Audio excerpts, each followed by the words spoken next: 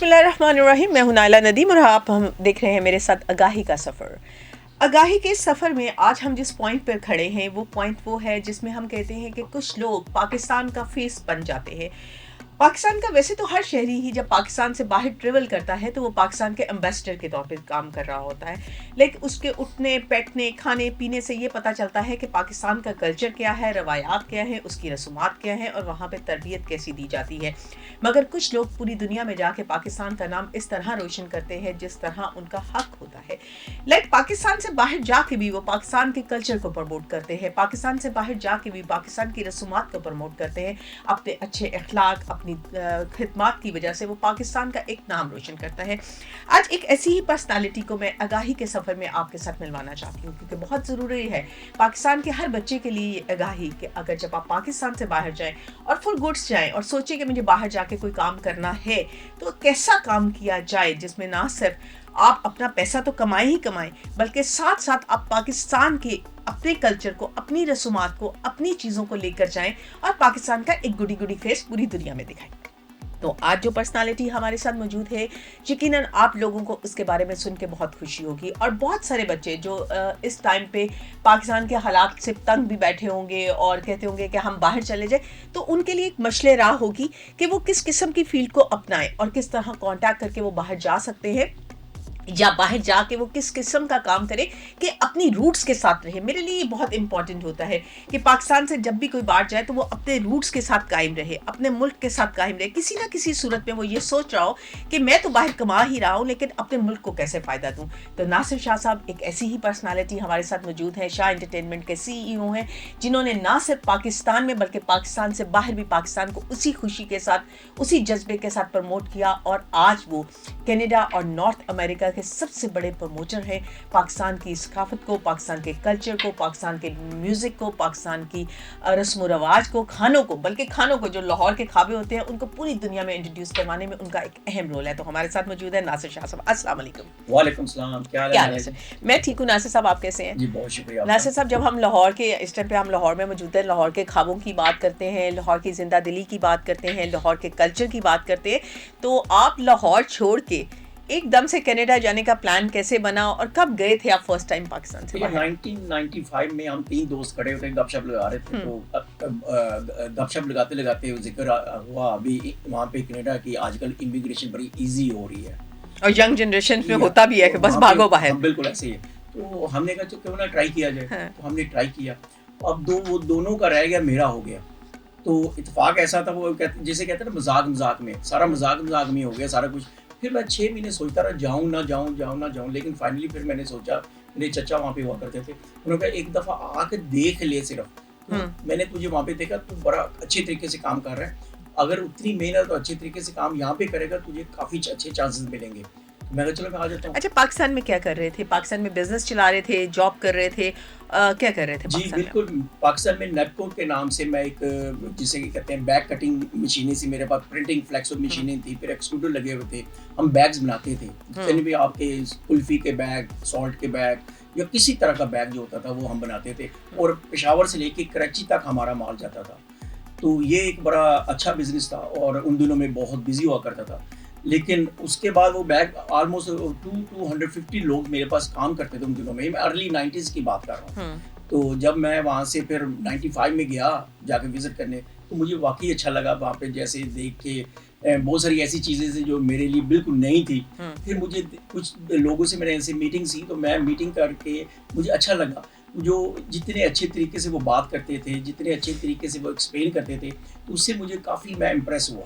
अच्छा, यूजुअली शाह साहब ऐसा होता है कि पाकिस्तान के अंदर जो बच्चा कुछ नहीं कर रहा होता तो कहते हैं बारी भेज दो, या फिर उसको फिर यहाँ पे टेक्निकली आप तो यहाँ पे बिजनेस बड़ा एस्टैब्लिश जिस तरह आपने बताया चलाया, और ना सिर्फ लाहौर में बल्कि लाहौर से बाहर भी पूरे पाकिस्तान के अंदर आपका एक्सपोर्ट हो रहा था। तो इसमें आपका जो बिजनेस था वो यहीं पे रह गया, या उस बिजनेस को भी आपने आहिस्ता आहिस्ता वहीं पे शिफ्ट कर लिया? अब तो आप परमानेंट, जैसे मेरी आपकी ऑफ द रिकॉर्ड बात हो रही थी तो आप बता रहे थे आप 5, 6, 7 दिन के लिए मैक्सिमम आते हैं, तो उस बिजनेस का क्या बना? जी, वो बिजनेस मैंने अपने छोटे भाई के हवाले की और मैं खुद चला गया वहाँ पे। मैंने कहा इसको चला भी, बाद में देखेंगे क्या होता है। लेकिन वो चलाता रहा माशाल्लाह, काफ़ी वो भी बिजी रहा। लेकिन मैंने वहाँ पे जाके नई चीज़ें जब देखी तो मैं कहा यहाँ पे बढ़ने के बड़े चांसेस हैं। एट्रैक्शन क्या थी वहाँ पे? क्या एट्रैक्शन आपको नजर आई इतने आला बिजनेस के छोड़ने के बाद? वहाँ एट्रैक्शन क्या नजर आई? वैल्यू ऑफ मनी, कि लाइक अपने मनी चेंज था हमारा बहुत ज़्यादा, वहाँ का डॉलर यहाँ के रुपए में फ़र्क था, या बिजनेस अपॉर्चुनिटी ज़्यादा थी, आप अपनी ही फील्ड में बाहर गए? नहीं, एक्चुअली टोटली मेरी फील्ड चेंज हो गई थी वहाँ पे जाके, और वैल्यू ऑफ मनी कह सकते हैं, क्योंकि वो जो मैं कम करते हैं, मल्टीप्लाई करते हैं, हाँ. तो काफ़ी चीज़ें डिफरेंट अमाउंट नजर आती थी. हाँ. तो मैंने कहा चलो ट्राई करते हैं, देखते हैं, क्योंकि बिजनेस ये मैंने बंद नहीं किया था. तो वो बिजनेस ना बंद करने के चक्कर में मैं ब्रेव था थोड़ा सा, वो मुझे बड़ा कि वो पीछे भी अपना आसरा है, वो चल रहा है सारा कुछ, चलो नया एक्सपेरिमेंट करते हैं. फिर मैंने वहाँ पे जाके वो नया एक्सपेरिमेंट किए, कुछ आधी चीज़ें मैंने देखी, अपने आप को अपग्रेड किया और डिफरेंट फील्ड में. तो फिर मैंने, क्योंकि मेरे पास ये चांसेस थे, मेरे अंकल जी वहाँ पे already well establish business person थे वहाँ पे, पिछले मेरे जाने से पहले, वो 20-25 साल पहले वो ऑलरेडी वहाँ पे सेट हो चुके हुए थे. तो आप ऐसे कह लें, फर्स्ट पाकिस्तानी मल्टी मिलियन कह लें तो कोई हर्ज नहीं है. वो पहले पाकिस्तानी मल्टी मिलियन वहाँ पे थे, और उन्होंने प्रूव किया वो जिस तरीके से वो काम कर रहे थे, मेरे सके चाचा. तो फिर मैंने वो, यानी कि दोनों तरफ आसरा था, पाकिस्तान में भी बिजनेस था और वहाँ पे भी अच्छे लोग आपके साथ थे. अच्छा, मुझे बताइए कि जिस फील्ड में आज आप जाने पहचाने जाते हैं, ना सिर्फ पाकिस्तान में बल्कि ऑल ओवर द वर्ल्ड आप जाने पहचाने जाते हैं, कि जाते साथ ही वो फील्ड अडॉप्ट कर ली थी कि प्रमोशन साइड पे आ गए थे? और ये ख्याल कैसे आया कि मुझे जी शोबिस की प्रमोशन में आना चाहिए, या कुछ ऐसी लेकिंग देख रहे थे, या वहाँ के लोग जो पाकिस्तानी इन चीज़ों को मिस कर रहे थे, आपने उससे फ़ायदा उठाया कि नहीं, यहाँ पे पाकिस्तानी कल्चर को मुझे प्रमोट करना चाहिए? जी ऐसे है, वहाँ पे जब मैं गया था, बहुत सारे पाकिस्तानी लोगों से मैं मिला, तो बड़े उदास हुआ करते थे, उनके फेसेस ऐसे थे जैसे पता नहीं क्या हो गया, क्या नुकसान हो गया उनके साथ. तो मैंने उनके जब फेसेस देखे, मैं सोच रहा था कि चलो ऐसा कुछ काम करें जिससे उनके चेहरे पे मुस्कुराहट आए. तो वो जैसे कहते हैं ना, घर से मस्जिद है बड़ी दूर, चलो ऐसा करें, एक रोते हुए बच्चे को हंसाया जाए. तो मैंने इस चीज़ को शुरू से अपना रखा हुआ है, और मैंने उस पर थोड़ा सा गौर फिक्र किया. और 2002 की बात है, जब मैंने अभी स्ट्रगल से निकल चुका हुआ था, जब मैंने अपने काम वगैरह अपने सेट कर चुका हुआ था, मैंने कहा चलो चेंजेस लाते हैं थोड़ी सी अपनी लाइफ में. फिर मैंने वो इंडियन शोज पहला करवाया, अदनान समी का और आशा भोसले जी का. बड़ी पॉपुलर शो था, और बहुत बड़ा शो था, बहुत बड़ा और किराया भी था वहाँ पे, एक बहुत बड़ा राजर सेंटर था वहाँ पे, उसे स्काई डोम पहले कहते थे, नाम चेंज हो गया. तो वहाँ पे करवाया, और उसका ये फायदा हुआ, लोग मुझे जानने शुरू हो गए. अब मैं स्ट्रगल कर रहा था, स्ट्रगल से अभी निकला ही था, तो उसके बाद मैंने जब देखा भी ये मुझे लोग जानने शुरू हो गए, तो बहुत बड़ी अचीवमेंट है. तो बहुत सारे लोग मुझे कॉल करके, फ़ोन करके मुबारकबाद पेश करने शुरू कर दिया, उन्होंने बातें करनी शुरू, उनका शौक ऐसे ही वो फील मुझे होना शुरू हो गया, वो मुझसे बात करना चाहते हैं. तो मैंने कहा यार काम तो अच्छा है, इससे अपनापन नजर आना शुरू हो गया, अपनापन भी, और कम्युनिटी भी बन रही है, इकट्ठी हो रही है. और फिर मैंने उस पर थोड़ा सा और मजीद काम करना शुरू किया. फिर आस्ता आस्ता अबरार, फिर रहीम शाह, फिर कोई ऐसा बंदा नहीं छोड़ा मैंने जिसका शो अभी तक वहाँ पे नहीं करवाया. और सारे के सारे, मैं इस मामले में भी बहुत लकी रहा हूँ. बहुत सारे लोगों ने वहाँ पे बहुत सारी शोज शायद अब तक किए होंगे, बाद में मुझे कॉपी भी किया बहुत सारे लोगों ने, चलो हम भी करते हैं, लेकिन मैं लकी रहा हूँ, मुझे किसी शो में अभी तक नुकसान नहीं हुआ. अच्छा, यहाँ पे यही बात मैं करना चाह रही थी कि हमारे पाकिस्तानियों का एक कल्चर है, स्पेशली जिस कम्युनिटी का आप जिक्र कर रहे हैं, सिंगर हो गए, स्टेज आर्टिस्ट हो गए, ये हो गए जी. मैं बहुत सारे प्रमोटर से जब मिलती हूँ, किसी महफिल में मुलाकात हो, तो उनकी एक बड़ी बड़ी शिकायत होती है, यार बड़ा तंग करते हैं. और जो सिंगर्स होते हैं उनका ये होता है, यार प्रमोटर बड़ा तंग करता है. दोनों तरफ से एक इक्वल होता है. और इस तरह से पाकिस्तानी सिंगर्स को लेकर जाना, तो इसके लिए आप पहले क्या रिसर्च वर्क करते हैं कि इस कम्युनिटी को इस टाइम पे किस सिंगर की ज़रूरत है, या कौन अच्छा समझा जा रहा है, फिर उसको आप पिक करते हो और बुलाते हो, या कि रैंडमली आप देखते हो यार पाकिस्तान में ये बड़ा हिट जा रहा है, इसको बुला लो? यूजुअली होता है कि पब्लिक डिमांड पे होता है कि लोग क्या चाह रहे हैं. तो मेरी अक्सर मीटिंग्स होती रहती है उनके साथ, गायब गपशप होती रहती है, तो वो उनको देखना पड़ता है भी, हाँ भी उनकी क्या डिमांड है, वो चाहते क्या है, नंबर 1. नंबर 2 ये होता है भी मैं भी देखता रहता हूँ, वॉच करता रहता हूँ आजकल क्या चल रहा है. अब मैंने साहिर बगा को साइन किया है कमिंग ईयर के लिए, 25 के लिए. अब साहिर बगा अगर जाता है वहाँ पे, तो वो उसकी बहुत डिमांड है, वो एक ही गाना दो, उसका over 4 million I think hit हो गया, क्रॉस कर गया शायद, तो काफ़ी उसकी डिमांड है. नहीं 400 मिलियन, उसका एक ही गाना 400 मिलियन जो है वो क्रॉस कर चुका है. अब इस तरह का सिंगर जब वहाँ पे लेके जाएंगे तो लाजमी बात है वो हमें रिस्पॉन्स अच्छा मिलेगा.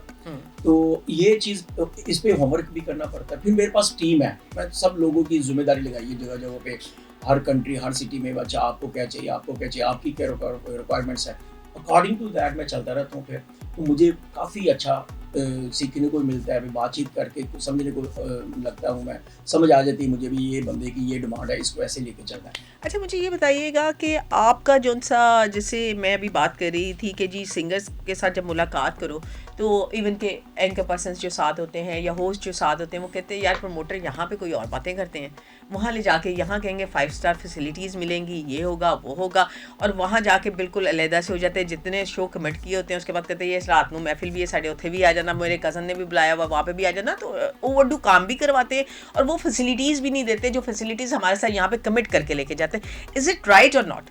यूजुअली मैं क्या करता हूँ, मैं पहले सबसे पहले कोई भी बात करने से पहले एग्रीमेंट साइन करता हूँ, भाई ये मेरी जो रिक्वायरमेंट्स हैं आपने ये करना है। फिर सेकंड में क्या करता हूँ, मैं यूजुअली 2 वीक्स के लिए साइन करता हूँ या 1 मंथ के लिए साइन करता हूँ किसी सिंगर को। मैं उसमें क्लियर लिखता हूँ एग्रीमेंट में, भाई ये मैं एग्रीमेंट है मेरा, इसमें मैं 1 शो करूँ या 10 शो करूँ, जो मर्जी करवाओ, जो मर्जी करूँ, आपको ऑफ नहीं करनी, क्योंकि उसका फायदा क्या होता है मुझे पता होता है, मुझे खुद नहीं पता होता। पहले एक तो शो मैंने खुद करवाना ही करवाना है टोरंटो में, ठीक है, यानी आप उनका टाइम पीरियड बुक करते हैं कि 15 दिन के लिए आप मेरे हैं। आप बिल्कुल, मैं 1 शो कराऊं या 10 कराऊं या 20 कराऊं 15 दिनों में, लेकिन 15 दिन से पहले आपको फर्क कर दूंगा। नंबर 1। नंबर 2, मैं जाते साथ ही जब वो पहुंचते हैं मैं उनको होटल में ही उनकी पेमेंट भेज देता हूँ, भाई ये आपकी पेमेंट है, ताकि आप मुझे ये क्वेश्चन ना करो मेरी पेमेंट कहाँ आएगी, आपको ये क्वेश्चन आपका खत्म हो जाएगा।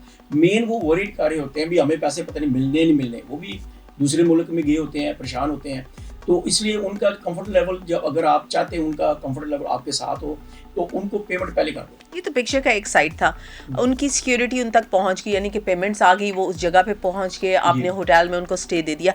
अब दूसरी पिक्चर के साइड देखिए कि आपकी सिक्योरिटी क्या होती है कि कल को वो कोई पासपोर्ट्स वगैरह आप लोग रख लेते हैं, क्या कर लेते हैं कि वो आपको ना शो पे टाइम दे पा रहे हों, उन्होंने अपने भी कोई शो बुक किए हुए हैं, दोपहर में आपका शो कर रहे हैं या रात में कर रहे हैं, तो दोपहर में वो गायब है, आप ढूंढ रहे हैं यार किधर हो, तो वो कहीं और शो कर रहे हैं या कोई निजी महफिलें अटेंड कर रहे हैं, तो आपकी सिक्योरिटी क्या होती है? उनकी सिक्योरिटी तो उनको मिल गई जी। ये एग्रीमेंट में हमने क्लियर चीजें लिखी होती हैं, आप हमारे साथ 2 महीने तक, हमारे अलावा 2 महीने तक आप कोई शो नहीं करेंगे इस कंट्री में। ये एग्रीमेंट बहुत सारी, कोई बैड एक्सपीरियंस आया? नहीं, अभी तक नहीं हुआ। मैं बड़ा लकी रहा हूँ, मैं शुरू से इस मामले में लकी हूँ, मैं बहुत सारी चीज़ों में लकी हूँ। मैं अल्लाह ताला का बड़ा शुक्र अदा करता रहता हूँ कि मुझे अल्लाह ताला ने खास मेरे पे रहमत कर रखी है, और मेरी जिसमें मेरी माँ बाप की, मेरी बहन भाइयों की बड़ी दुआएं हैं, मेरी वाइफ की बड़ी दुआएं मेरे साथ, तो ये मुझे एक प्लस है। तो इसलिए मुझे अभी तक कोई ऐसा एक्सपीरियंस मेरे साथ नहीं हुआ जो मैंने लिखा है पेपर पे। फिर मैं कहता हूँ भाई आप आ रहे हो, फलां डेट आपकी टिकट है, लेकिन वो एग्रीमेंट अपनी जेब में रख के लेकर आना। जब भी कोई होता है, कभी कभी कोई इत्तेफाक से कोई बात उनके ज़हन में आती है, कोई हट के, मैं अच्छा यार भाई पढ़ ले, पढ़ फिर बात करते हैं, उसे 5 या 10 मिनट देते हैं एग्रीमेंट पढ़, फिर बात करते हैं। जब वो पढ़ लेता है फिर सॉरी भी करता है। महीने में कितनी दफा पढ़ाना पड़ता है? एक आध दफा ही होता है, वो भी सबके साथ नहीं, वो भी एक आध के साथ, जो बड़ा ही फनी साथ कोई बंदा होता है तो उसके साथ कभी। अच्छा शाह साहब, मेल सिंगर्स तो फिर भी थोड़े से काबू में रहते हैं, मुझे लगता है कि वो बेचारे यहाँ पे भी काबू में हैं, बाहर भी काबू में ही रहते होंगे, but about female singers, female artist, इनके साथ एक्सपीरियंस कैसा रहा आपका? मेरा एक्सपीरियंस बिल्कुल सही रहा है, क्योंकि मुझे शौक नहीं है तस्वीरें लेने का। बहुत सारे जो होते हैं ना प्रमोटर, उनको तस्वीरें लेने का बड़ा शौक होता है यार। अपनी अब जब भी वो कोई आ जाए ना, सिंगर या मेल हो या फीमेल, वो बड़ी तस्वीरें साथ बनाते हैं, बड़ा एंजॉय करते हैं गपशप करके। मैं उनको उतरता साथ ही पहला मैसेज ये देता हूँ, भाई मैं प्योर बिजनेस पर्सन और मैं बिजनेस करता हूँ। शो को आपने बड़े ढके छुपे अल्फाज में कहा कि तस्वीरें लेने का। तस्वीरें लेते हैं, ऐसे ही जैसे तस्वीरें लेते हैं जी। तो तस्वीरें लेने का मतलब ये हुआ भी, वो बड़ा खुश होते हैं भी बातचीत करके या तस्वीरें लेके बड़े खुश होते हैं। लोगों को आदत होती है, अपनी अपनी आदत। मेरी आदत थोड़ी सी डिफरेंट है, मैं प्योर बिजनेसमैन जैसे होता है। मैं 17 साल का था जब मैंने पहला बिजनेस स्टार्ट किया था। अब वहाँ से चलते चलते मुझे अब 35 ऑलमोस्ट 40 ईयर होने वाले हैं जब मैं बिजनेस कर रहा हूँ। आप सिर्फ तस्वीरों की बजाय काम लेते हैं? काम लेते हैं, ये बहुत बेहतर है। वो काम जो होता है ना, वो काम इसलिए मैं लेता हूँ ताकि उनको ये गलत फहमी ना हो, यार ये बंदा तस्वीरों तक ही खुश होकर हमारी सेवा करेगा, जिसकी तस्वीर अच्छी आ गई उसको फेवर मिलेगी। ऐसा काम नहीं है, ऐसा नहीं काम। हम तो बिजनेस करने वाले लोग हैं, तो बिजनेस करेंगे। और बिजनेस जब उनके दिमाग में ये पड़ जाता है भाई ये प्रमोटर जो सिर्फ बिजनेस करता है, तो फिर वो उनका जो बात करने का तरीका और बैठना उठना सब कुछ चेंज हो जाता है। जब उनको पता लगे प्रमोटर मेरे पे बहुत मेहरबान है, तो फिर वो अपना सारा कुछ जलवे सारे दिखाते हैं, तो फिर वो थोड़ी सी मुश्किल आती है उन प्रमोटर को जो थोड़े से ज़्यादा क्लोज जाने की कोशिश करते हैं। तो हमारा सिर्फ बिजनेस तक ही होता है। तो पाकिस्तानी प्रमोटर्स जो बाहर हैं, हमारे इंटरनेशनल प्रमोटर्स हैं, मैंने तो यूजुअली ये भी देखा है कि अक्सर कोई 2 महीने बाद या 4 महीने बाद पता चलता है उसकी किसी सिंगर से शादी हो गई हुई है, या वो बाहर गई थी वापस आया तो शादी कर ली हुई है। यूजुअली जितने प्रमोटर्स हैं उनकी किसी ना किसी जगह पे सेकंड शादी किसी सिंगर से या आर्टिस्ट से है। तो आपका इस सिलसिले में मैं फिर अल्लाह ताला का शुक्र अदा करना चाहता हूँ, मैं बचा हूँ क्योंकि मैंने हमेशा यही कोशिश की भाई इसको बिजनेस की तरह मैं लेकर आता हूँ। नहीं, उनको फायदा हो जाता है ना जी, वो फिर उसके बाद पैसे नहीं देने पड़ते, बीवी बन जाती है। वो ज्यादा खतरनाक है, लेकिन अगर समझ आ जाए तो बाद में समझ आती है, पहले नहीं आती लोगों को, लेकिन अगर समझ आ जाए 1-2 शो अच्छे करा लेते हैं बस 1-2 तक ही होता है फिर तो। लेकिन बहुत सारे ऐसे हैं, आपकी बात सही है, मैंने देखा, खुद देखा। अभी पिछले दिनों में एक प्रमोटर वहाँ पे मुझे मिला यहाँ से आने से पहले, तो वो अपनी वाइफ को साथ लेकर आया था, कहता ये ड्रामा आर्टिस्ट थी बहुत बड़ी, तो मैंने शादी कर ली। मैं भाई खुशी की बात है, आप इंजॉय कर रहे हो, हमारा क्या। तो बात आपने बड़ा मायूस होके कहा हमारा क्या तो बात करने का मकसद वही है, ये सिर्फ आपको चंद लम्हों के लिए, चंद आप कह लो दिनों के लिए अच्छा लगता है, बाद में वो सरदर्दी है। ये चंद दिन की, वो कहते हैं 2 दिन की चांदनी फिर अंधेरी रात, ऐसा शुरू होता है।